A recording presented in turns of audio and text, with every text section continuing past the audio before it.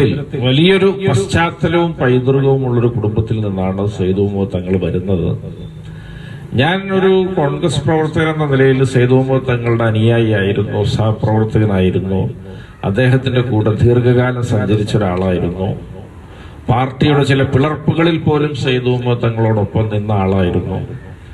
ഞാൻ സയ്യിദ് മുഹമ്മദ് തങ്ങളെ കുറിച്ച് എനിക്ക് പറയാൻ ആഗ്രഹിക്കുന്ന ഒരു കാര്യം, അദ്ദേഹം എല്ലാ കാലത്തും അദ്ദേഹം ഒരു നേതാവിന് കീഴിൽ ഒരു കൂറു പുലർത്തിക്കൊണ്ട് നിന്നു എന്നുള്ളതാണ്. അദ്ദേഹത്തിന്റെ ആ ഒരു തൗഹീദിന്റെ അദ്ദേഹത്തിന്റെ ഒരു സ്വാധീനം അദ്ദേഹം രാഷ്ട്രീയത്തിലും പ്രകടമാക്കി. അദ്ദേഹം എല്ലാ കാലത്തും കെ കരുണാകരന്റെ കൂടെയായിരുന്നു.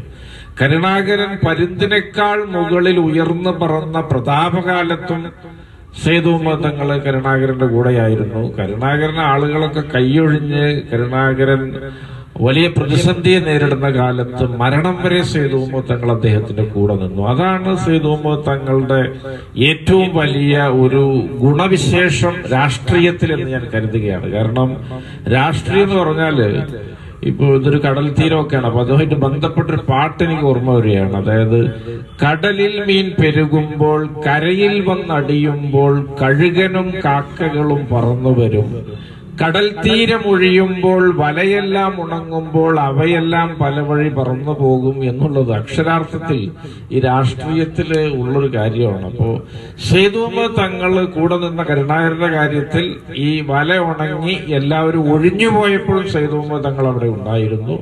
അതുപോലെ തന്നെ സയ്യിദ് മുഹമ്മദ് തങ്ങളും വലിയ പരിവേഷമുള്ളൊരു രാഷ്ട്രീയക്കാരനായിരുന്നു.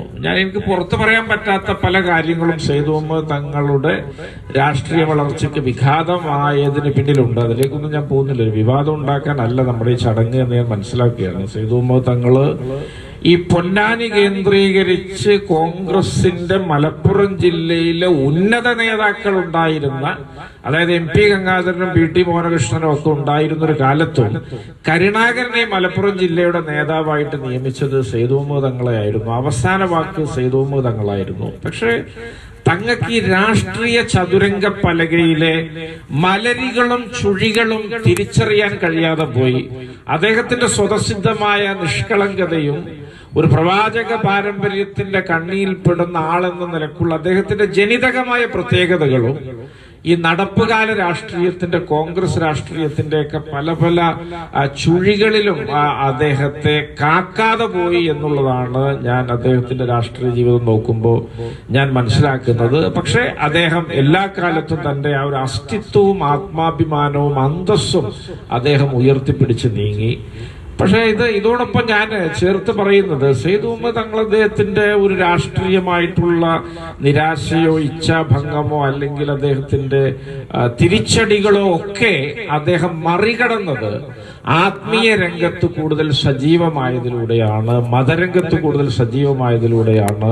അദ്ദേഹം എല്ലാ കാലത്തും കാന്തപുരം ഉസ്താദിന്റെ ഒരു വലിയ ഒരു പിന്തുടർച്ചക്കാരനായിരുന്നു. ഞാൻ തന്നെ പലപ്പോഴും കോൺഗ്രസിന്റെ സമുന്നത നേതാക്കളുമായിട്ട് AP ഉസ്താദിനെ കാണാൻ പോകുമ്പോൾ സതീശനെയും സുധാകരനെയൊക്കെ ഇരുത്തി കാന്തപുരം ഉസ്താദ് ഒരു 2 കൊല്ലം മുമ്പ് വരെ ചോദിച്ചത് എനിക്ക് ഓർമ്മയുണ്ട്. പൊന്നാനിയിൽ ഞങ്ങൾക്കൊരു തങ്ങളുണ്ട്, സയ്യിദ് മുഹമ്മദ് തങ്ങള്, നിങ്ങൾ ഇതുവരെ അദ്ദേഹത്തെ ഒന്നും ആക്കിയില്ലല്ലോ, ഒരു ഹജ്ജ് കമ്മിറ്റിക്കോ വഖഫ് ബോർഡിലേക്ക് പോലും അദ്ദേഹത്തെ എടുത്തില്ലല്ലോ എന്ന് കാന്തപുരം ഉസ്താദ് ഈ പറഞ്ഞ നേതാക്കളോട് ചോദിക്കുമ്പോൾ അവരൊക്കെ ആ ചോദ്യത്തിന് മുന്നിൽ ഉത്തരമില്ലാതെ ഇങ്ങനെ പതറി നിൽക്കുന്നത് ഞാൻ പലപ്പോഴും കണ്ടിട്ടുണ്ട്. അപ്പോ അത്തരത്തിലൊക്കെയുള്ള സയ്യിദ് മുഹമ്മദ് തങ്ങളുടെ ഒരു നിരാശ രാഷ്ട്രീയമായിട്ടുണ്ടായ ഒരു ഘട്ടം അദ്ദേഹം മറികടന്നത് അദ്ദേഹം ഈ മത ആത്മീയ പള്ളി സംഘാടന പ്രവർത്തനങ്ങളിൽ ഏർപ്പെട്ടിട്ടാണ്. പക്ഷെ അങ്ങനെ ഏർപ്പെട്ടതിന്റെ ഏറ്റവും വലിയ ഗുണം അദ്ദേഹത്തിന് മരണശേഷം ലഭിക്കുന്നു എന്നുള്ളതാണ്. അത് ഒരു നേതാവിനും കിട്ടുന്ന ഒരു ഗുണമല്ല. മന്ത്രിയായിട്ട് മരിച്ചാലും MLA ആയിട്ട് മരിച്ചാലും ഈ പറഞ്ഞ ഗുണം കിട്ടൂല. ഇതിപ്പോ പൊന്നാനി മൗലൂദ് എന്ന ചരിത്ര പ്രസിദ്ധമായ ആയിരങ്ങൾ കണ്ണും നട്ടിരിക്കുന്ന വലിയൊരു ആത്മീയ പരിപാടിയിലെ പ്രധാന പ്രാർത്ഥനക്കിരയാവുകയാണ് തങ്ങളുടെ മക്ബറയിൽ വന്ന് പ്രാർത്ഥിക്കുന്നു. ഇവിടെ നമ്മൾ സംഗമിക്കുന്നു, അദ്ദേഹത്തിന്റെ മഗ്ഫിറത്തിനും മർഹമത്തിനും വേണ്ടി പ്രാർത്ഥിക്കുന്നു.